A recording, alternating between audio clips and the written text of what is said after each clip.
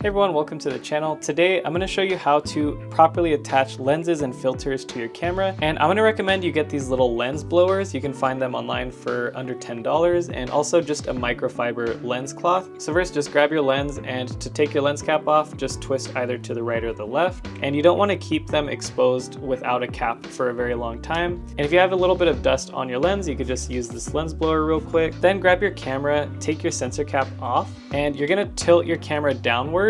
This is going to help avoid getting any dust directly on the sensor. If you do ever get dust on your sensor, use the lens blower to get rid of any loose dust. Do not wipe it with a microfiber cloth because this could damage your sensor. And don't try to blow the dust off because you can get saliva on your sensor. And you should see a little white dot or white line on the mount itself. And then you just take the white dot on the lens, line them up, twist, and you'll hear a click, and now you're good to go. And now we can grab our filter, line up the filter threads, and just twist gently because you don't want to strip the threads on your camera lens. And I just tighten until the filter is firm and snug on there. Don't over tighten it with a lot of force because you could get your filter stuck to your lens. And you can stack two filters, just follow the same process of lining up the threads. And if you do want to swap a lens, usually there will be a button near the mount depending on your camera. So you'll just hold that button and you can twist your lens off. Just line up the white line with the dot.